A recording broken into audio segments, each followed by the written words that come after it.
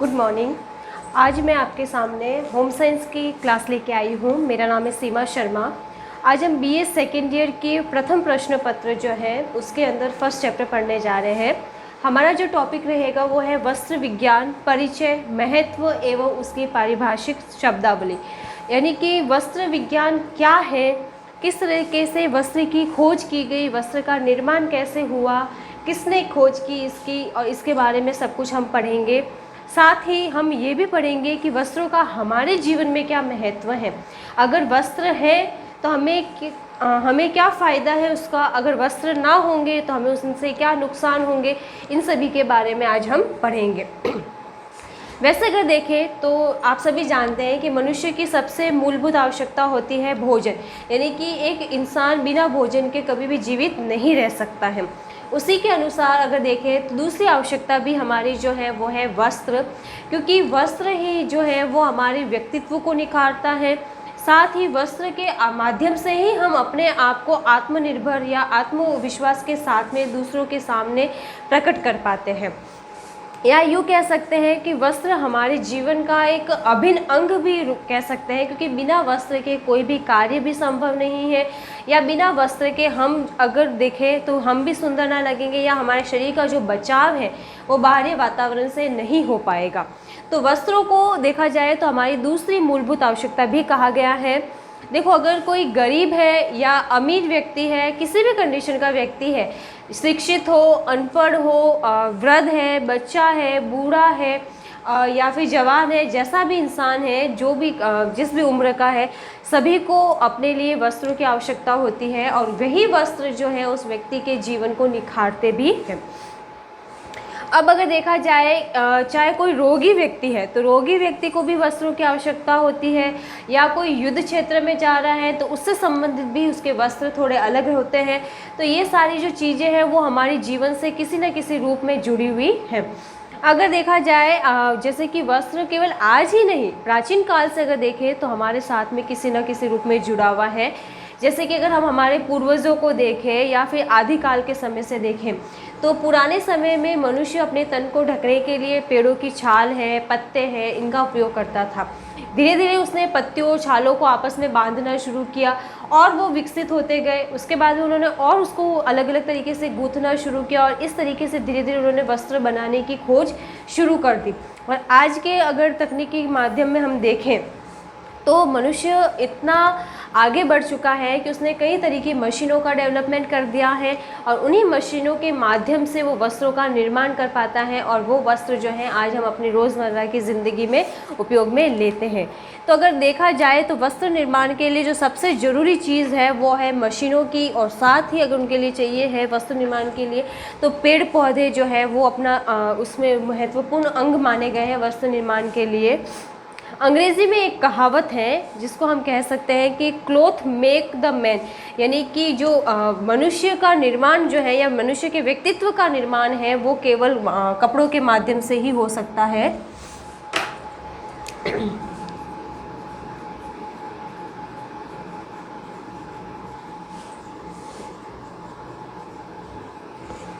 या यूँ हम कह सकते हैं कि वस्त्र के माध्यम से ही एक व्यक्ति के व्यक्तित्व का निर्माण होता है, और उसी के आधार पर उसका जो जीवन पे है गहरा प्रभाव भी पड़ता है। उचित परिधान से अगर देखें तो व्यक्तित्व के भीतर जो है उसमें आत्मविश्वास एवं आत्मबल का विकास होता है, और वह समाज में अपना एक अलग ही, देखा जाए तो एक अलग ही छवि दिखा पाता है सभी के सामने, और एक अपना अलग स्थान उसमें जो समाज में है वो बना पाता है। अगर जीवन में सफलता प्राप्त करने के लिए देखा जाए तो उचित परिधान की आवश्यकता होना बहुत ज़रूरी है, क्योंकि जैसे कि हम लोग कहीं इंटरव्यू पे जा रहे हैं, या हम लोग टीचर हैं, या हम कहीं भी किसी भी प्रोफेशनल फील्ड में जाना चाहते हैं, तो हम लोग देखते हैं कि अगर हम व्यवस्थित कपड़े पहन के जाते हैं, सुंदर कपड़े हैं, साफ़ हैं, स्वच्छ कपड़े हैं, तो उसका हमारी पर्सनैलिटी पे बहुत अच्छा इफेक्ट पड़ता है, और हमारा काम और हमारा व्यक्तित्व भी अलग से निखर के उसके सामने प्रकट होता है। वस्त्र को अगर देखा जाए तो भाव अभिव्यक्तिकरण का कारक भी कह सकते हैं, क्योंकि वस्त्रों के आधार पर ही हमारे भावों की अभिव्यक्ति होती है। जैसे इसको हम एक एग्जाम्पल के तौर पे समझ सकते हैं कि एक व्यक्ति ने जैसे कि बहुत ही सुंदर कपड़े पहने हैं और व्यवस्थित कपड़े पहने हैं, साफ़ भी है, स्वच्छ भी है, तो वो क्या होगा, दूसरे अपने दोस्तों के सामने भी आसानी से आ पाएगा, अच्छे से बात कर पाएगा, उसमें एक आत्मविश्वास देखा जाएगा। उसी के ऑपोजिट अगर देखते हैं, दूसरे किसी व्यक्ति ने फटे कपड़े पहने हैं, पुराने कपड़े हैं या छोटे कपड़े हैं, या देखा जाए कि इस तरीके के कपड़े हैं कि उनका शरीर के कुछ अंग दिखाई देते हैं वगैरह, तो वो क्या करते हैं, दूसरे लोगों के सामने आने से भी छुपते हैं, अपने शरीर को बार बार ढकने की कोशिश करते हैं, बोलने से हिचकिचाते हैं। तो ये क्या होता है, हमारी जो भाव की अभिव्यक्ति है वो उन कपड़ों के माध्यम से भी होती है, जो कि हमारे अंदर आत्मविश्वास को भी जगाती है। और अगर व्यवस्थित कपड़े होंगे तो हम आत्मविश्वास के साथ सभी के साथ में आसानी से घुल मिल सकते हैं और बातचीत भी कर सकते हैं। लेकिन यही अगर ऑपोजिट स्थिति में रहते हैं कि कपड़े सुंदर नहीं है, साफ़ सुथरे नहीं है, या कहीं से कटे फटे हैं, तो हम आसानी से लोगों के संपर्क में नहीं आते हैं, छुपने की वगैरह की कोशिश करते हैं। तो ये भी अगर देखा जाए तो भाव अभिव्यक्तिकरण में अपनी महत्वपूर्ण भूमिका भी निभाता है। आगे हमारा जो टॉपिक रहेगा वो है वस्त्रों का महत्व।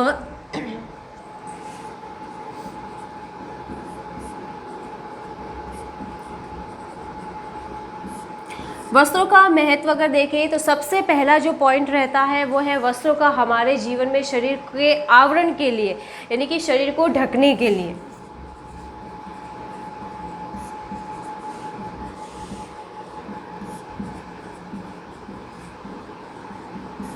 आवरण यानी कि शरीर को ढकने के लिए।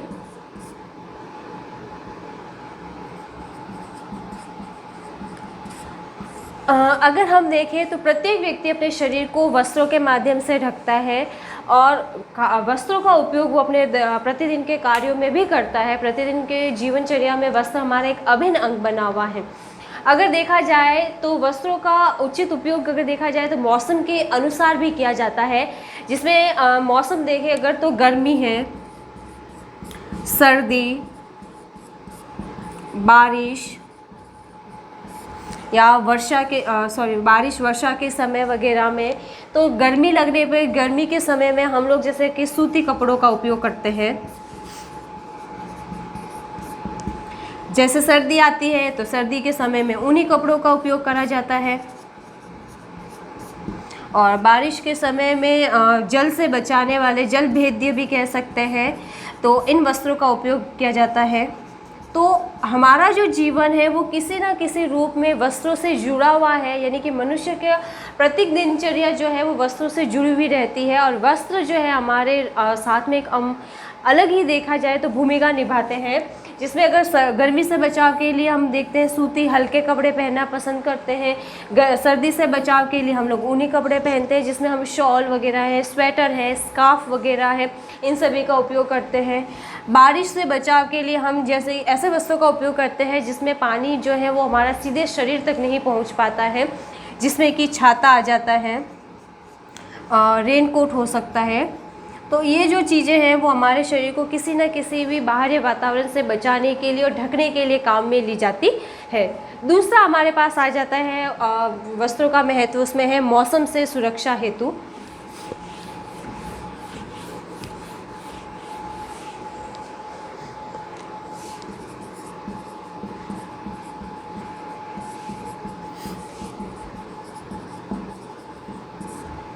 अब अगर मौसम को देखें तो वही आ जाता है वातावरण से बचाव के लिए, जिसमें वही सब चीज़ें हैं। गर्मी है तो तेज़ गर्मी से बचने के लिए सूती वस्त्र हम काम में लेंगे, सर्दी से बचने के लिए ऊनी वस्त्र, और वापस आ जाएगा बारिश वगैरह से बचने के लिए भी हम जल भेद्य वस्त्र काम में लेंगे। तो यानी कि जैसा हमारा आसपास का मौसम है, हमारा उस मौसम के अनुकूल हम वस्त्रों का चयन करते हैं।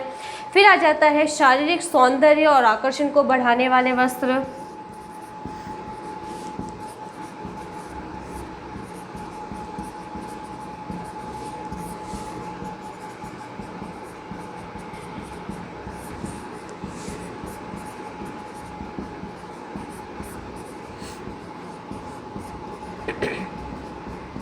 अब शारीरिक सौंदर्य यानी कि ऐसे वस्त्र जो हमारे शरीर को सुंदर दिखाते हैं।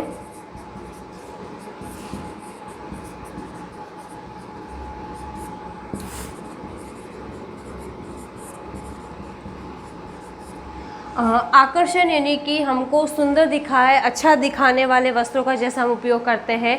तो ये जो वस्त्र है हमारे शरीर को हम अलग ही एक दिखाने के लिए काम में लिए जाते हैं। जैसे कि हम सुंदर वस्त्र पहनते हैं तो ये मानते हैं कि सुंदर वस्त्र पहनने से हम सुंदर दिखाई देते हैं, जिसमें लोग अलग अलग तरीके के वस्त्र पहनते हैं। जैसे कि किसी की हाइट कम है, किसी की हाइट लंबी है, कोई मोटा है, कोई पतला है, तो वो अपने शरीर की जो कमियां हैं या शरीर में जो शरीर का जो आकार है उन सभी को छुपाने या उसको व्यवस्थित दिखाने के लिए उसी के अनुकूल वस्त्रों का उपयोग करते हैं। तो जिसमें अगर छोटी हाइट वाले जो व्यक्ति हैं उनको अगर देखा जाए तो वो लंबी लाइनों में जो डिज़ाइन वाले जो वस्त्र हैं उनका अधिक उपयोग करते हैं ताकि वो लंबे दिखाई दे।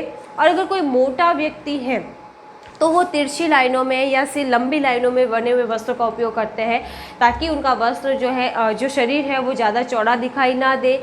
उसी के ऑपोजिट अगर देखा जाए कोई पतला दुबला व्यक्ति है और लंबा भी है लेकिन वो पतला है, मोटा नहीं है, तो वो आड़ी रेखा में बने हुए वस्त्रों के जो डिज़ाइन वाले वस्त्र हैं उनका उपयोग कर सकता है, जिससे कि उसका शरीर थोड़ा मोटा दिखाई देता है, जिसको वो अपने शरीर के जो आकर्षण को उत्पन्न करने के लिए इनका उपयोग कर सकते हैं। या यूँ कहे कि कुछ लोग जन्मजात ही सुंदर होते हैं, तो वो जो भी वस्त्र का चयन करते हैं, जिन भी रंगों के वस्त्र लेते हैं वो उनके ऊपर सुंदर दिखाई देते हैं। जैसे गोरे लोगों पे कोई भी कलर सुंदर लग जाता है। उसी के ऑपोजिट अगर देखें कोई सांवला है या काले रंग का, गेहरू रंग का कोई व्यक्ति है, तो वो हल्के रंगों का उपयोग अधिक करना पसंद करते हैं या अपने शरीर के अनुकूल वस्त्रों के रंगों का उपयोग करते हैं ताकि वो अपनी सुंदरता को बनाए रख सके और व्यवस्थित भी उन पे वो वस्त्र दिखाई दे सके।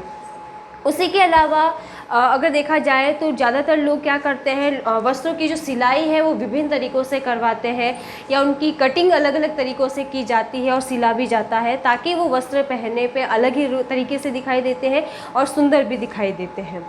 अगला आता है हमारे पास व्यक्तित्व निर्माण में।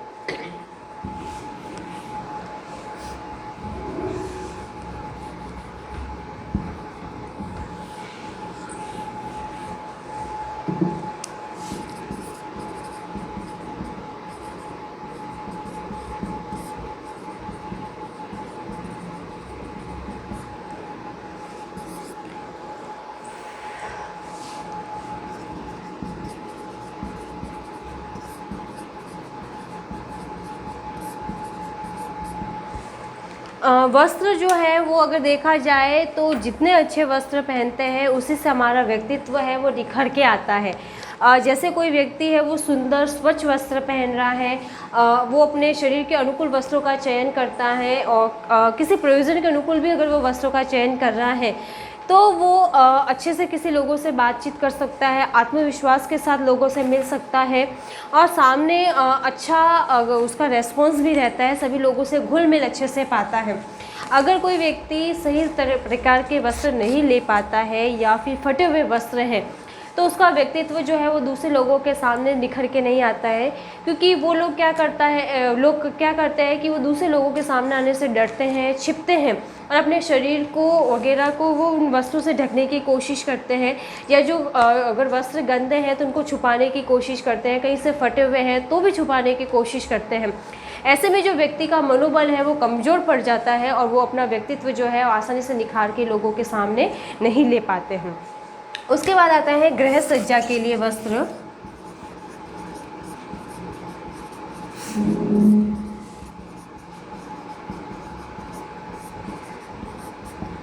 गृह सज्जा का मतलब है कि वस्त्रों का सिर्फ हमारे शरीर से ही संबंध नहीं है, हमारे जो घर को सुंदर दिखाने के लिए भी हम विभिन्न रूपों में वस्त्रों का उपयोग करते हैं, जिसमें अगर देखा जाए तो गृह सज्जा यानी कि घर को सजाने की कला होती है।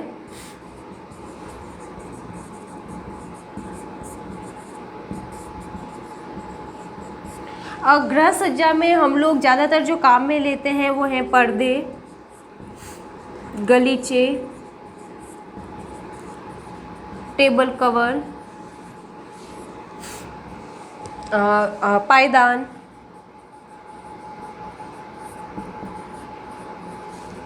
कुशन कवर,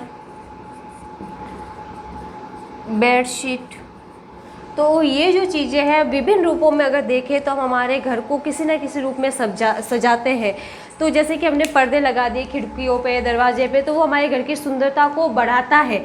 उसी के अलावा जैसे कि टेबल कवर वगैरह हम लोग काम में लेते हैं, पायदान है तो जैसे कि गेट के बाहर वगैरह हम पायदान लगाते हैं, कुशन कवर है, बेडशीट है, उसके अलावा पिलो कवर वगैरह है।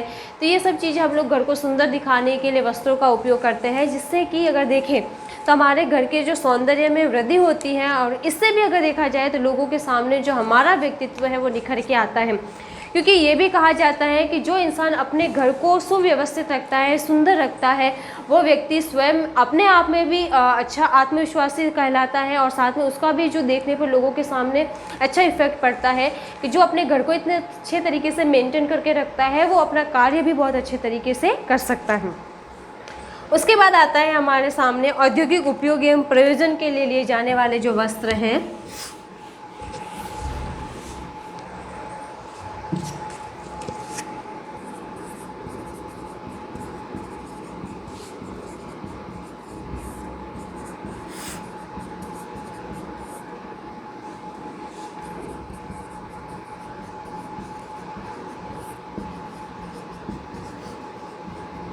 औद्योगिक का मतलब अगर हम समझे, जैसे कि फैक्ट्रियों में काम करने वाले हैं,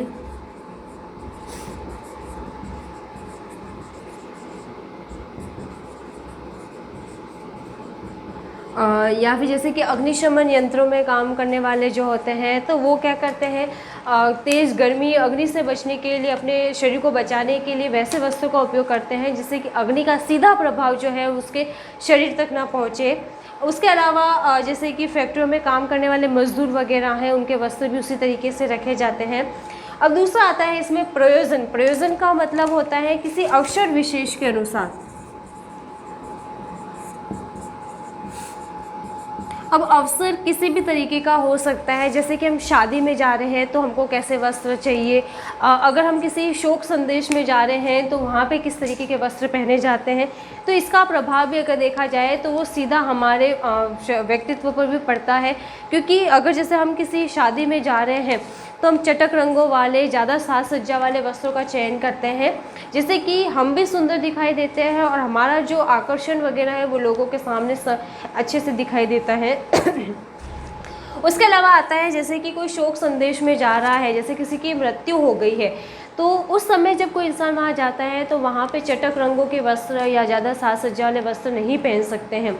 तो ऐसी स्थिति में जो वस्त्रों का चयन किया जाता है तो उनके लिए सफ़ेद रंग के वस्त्र वगैरह है या सिंपल वस्त्रों का उपयोग किया जाता है। काले रंग है या हल्के आसमानी रंग के हैं या सफ़ेद रंगों के वस्त्रों का ज़्यादा उपयोग किया जाता है, जो कि उस शोक संदेश वाली जगह पर सुव्यवस्थित दिखाई दे और लोगों में अपना जो व्यक्तित्व है वो भी सही दिखाई दे और गलत इंप्रेशन उनके सामने ना पड़े। तो ये हो जाता है कि किसी भी अवसर विशेष के अनुसार या फिर हम लोग जो अवसर प्रयोजन के अनुसार जो वस्त्र लेते हैं उनका चुनाव। इसके अलावा अगर हम देखें तो जैसे जल भेद्य है, अग्नि भेद्य वस्त्र हैं, जीवाणु भेद्य वस्त्र हैं, इन सभी का भी उपयोग हमारे जो प्रतिदिन के कार्यों के अनुसार अवसर जैसे औद्योगिक कार्यों में करने वाले जो कर्मचारी हैं वे लोग अपने जीवन में करते हैं। उसके अलावा आ जाता है हमारा 7वां पॉइंट जो है पहचान के रूप में।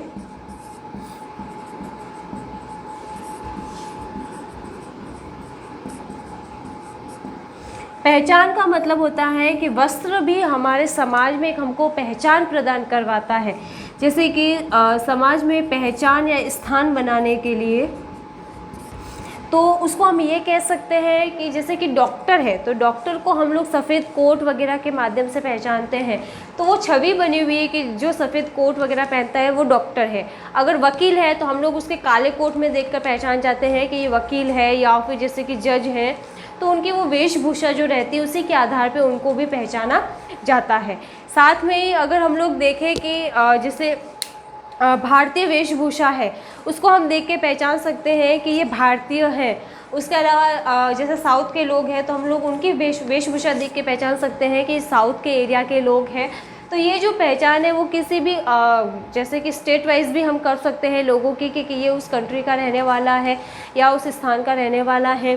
दूसरा, हम उसके कार्य क्षेत्र की पहचान भी उनके वस्त्रों के आधार पर कर सकते हैं। अब अगर एक छोटा सा एग्जांपल लेते हैं, जैसे स्कूल जाने वाला बच्चा है, हम लोग उसकी यूनिफॉर्म देख के पहचान लेते हैं कि ये बच्चा स्कूल जाने वाला है। किस स्कूल का है, तो उसके आधार पर हम उसकी पहचान कर सकते हैं। तो ये बच्चे की उसके पता भी लगाया जा सकता है, यानी कि पहचान का कारक बन गया वस्त्र।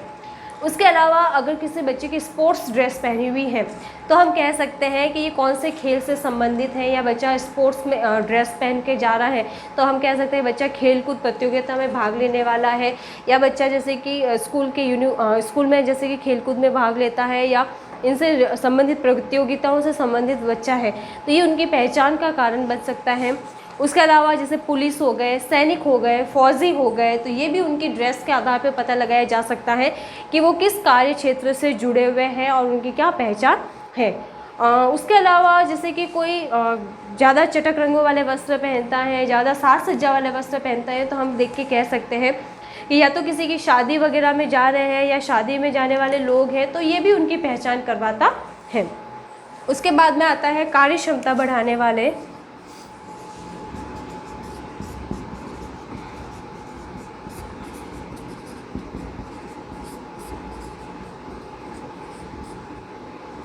अब कार्य क्षमता का मतलब होता है कि जब हम वस्त्रों का ऐसा उपयोग करना चाहते हैं कि हमको किसी भी कार्य को करने में आसानी रहे, वो वस्त्र हम उस कार्य क्षेत्र को करने से हमको ना रोके, या फिर उस कार्य को करने में उस वस्त्र के माध्यम से हमको सुविधा होनी चाहिए।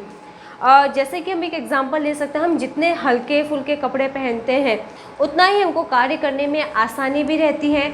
या हम ये कह सकते हैं कि जैसे कि हम कोई वस्त्र ले रहे हैं तो उसका रख रखाव, संरक्षण वगैरह आसानी से होना चाहिए, जिसको जल्दी धो के जल्दी से पहना जा सके, या जल्दी सूखने वाले वस्त्र है या उनको साज सज्जा वगैरह संभालना वगैरह आसान होना चाहिए। क्योंकि जो हमारे डेली रोज़मर्रा की ज़िंदगी से जुड़े हुए जो वस्त्र हैं वो हम लोग ऐसे चाहते हैं कि उनको हम आसानी से धो सकें, आसानी से समेट कर वगैरह रखना, उनको सहेजना वगैरह आसान होना चाहिए। क्योंकि जो ज़्यादातर लोग हैं वो नौकरी पेशा होते हैं, तो वो ज़्यादा महंगे वस्त्र या प्रेस करने वाले वस्त्र या इन वस्त्रों का उपयोग कम करते हैं, क्योंकि उनका जो कार्य क्षेत्र से जुड़े होने की वजह से समय जो है वो अन्य कार्यों में लगाना कम पसंद करते हैं। तो उनके जो वस्त्र हैं वो इसी तरीके के चयन करते हैं ताकि उनको आसानी से समेट कर सहेज कर रखा जा सके और जल्दी से उनका उपयोग किया जा सके। और साथ ही हम लोग ये भी देखते हैं कि अगर किसी वस्त्र की साफ़ सफाई, धुलाई, संचयन आसान होता है तो वैसे वस्त्र हम लोग लेना ज़्यादा पसंद करते हैं। तो इसी के आधार पर हम वस्त्रों का चयन भी करते हैं और ताकि उनको रखना वगैरह भी हमारे लिए आसान हो जाता है। अब उसके अलावा आता है सामाजिक प्रतिष्ठा दिलाने वाले वस्त्र।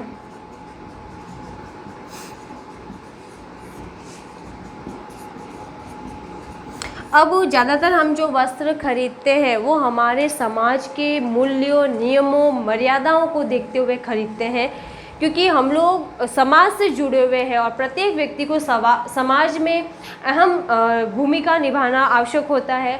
और समाज के नियमों, जो मान्यताएं हैं, मर्यादाएं हैं, उनको उसका उपयोग उनको मानना बहुत ज़्यादा ज़रूरी हो जाता है।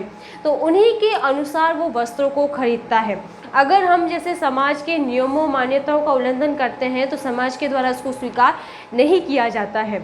तो हम लोग जो भी वस्त्रों का उपयोग करते हैं वो हमारे समाज में हमको एक प्रतिष्ठा दिलाता है। जैसे हम इसको एक एग्जाम्पल के तौर पे समझ सकते हैं, जैसे कोई इंसान, जैसे कोई एक व्यक्ति है, वो जैसे समाज के अनुसार जैसे कि साड़ी है, सूट है, उनके नियमों के अनुसार पहनता है और अच्छे से मतलब सुव्यवस्थित कपड़े पहनता है ताकि उसका शरीर ढका हुआ रहे, कोई भी अनावश्यक रूप से ना दिखाया जाए, तो उसका समाज में एक अलग ही छवि बनती है, समाज के लोगों द्वारा उसको मान्य होता है और लोग उसकी प्रशंसा भी करते हैं कि ये जो व्यक्ति है वो बहुत ही अच्छे कपड़े पहनता है, समाज में अच्छे लोगों से मिलता जुलता है, अच्छे से बातचीत भी करता है और मतलब व्यवस्थित तरीके से घूमता है। दूसरा, अगर हम कहीं समाज के कार्यों में जाते हैं और छोटे कपड़े पहनते हैं, ज़्यादा कटे फटे कपड़े पहनते हैं या शरीर के अनावश्यक अंग दिखते हैं, तो उसकी वजह से समाज में हमारी प्रतिष्ठा कम हो जाती है या समाज की जो टोकना वगैरह, टिप्पणी करना वगैरह जो होता है उसके दायरे में हम आ जाते हैं। लोग हमको देख के अलग अलग बातचीत करते हैं कि सही ढंग से कपड़े नहीं पहने हुए हैं, छोटे कपड़े पहने हुए हैं। तो जो वस्त्र है वो समाज में हमको प्रतिष्ठा दिलाने का भी एक महत्वपूर्ण भूमिका निभाते हैं। उसके बाद आ जाता है मनोवैज्ञानिक सुरक्षा।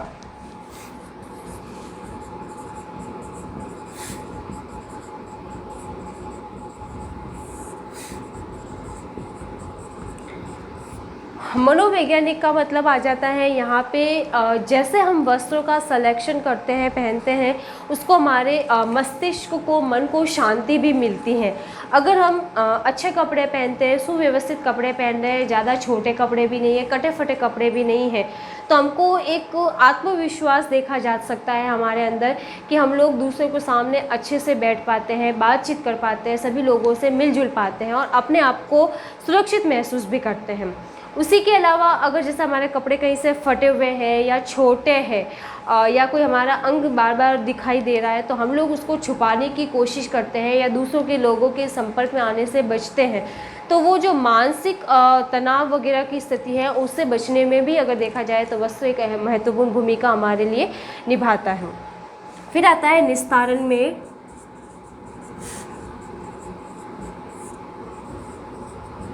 हम लोग जो प्रतिदिन वस्त्रों का उपयोग करते हैं, उसमें निस्तारण के लिए भी कुछ वस्त्रों का उपयोग किया जाता है। निस्तारण का मतलब जैसे किसी चीज़ को हमको आवश्यकता नहीं होती है तो उसको फेंकने के लिए हम लोग उसको फेंक देते हैं, तो उसको निस्तारण भी कह सकते हैं।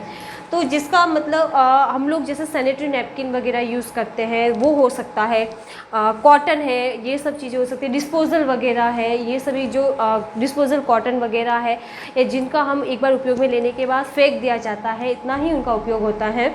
या फिर हम लोग ये कह सकते हैं कि किसी भी कचरे वगैरह को फेंकने के लिए भी हम लोग जैसे किसी थैली वगैरह का, कपड़े की थैली का वगैरह का उपयोग कर सकते हैं। तो इनका वस्त्रों का जो निस्तारण की सामग्री के लिए भी उपयोग में लिया जा सकता है। तो आज हमने पढ़ा कि कपड़े किस प्रकार बनते हैं, कैसे इनकी खोज हुई, कपड़ों का हमारे जीवन में क्या महत्व है। अगर आपको कोई भी क्वेरी है तो आप इस नंबर पर कॉन्टेक्ट कर सकते हैं। Thank you.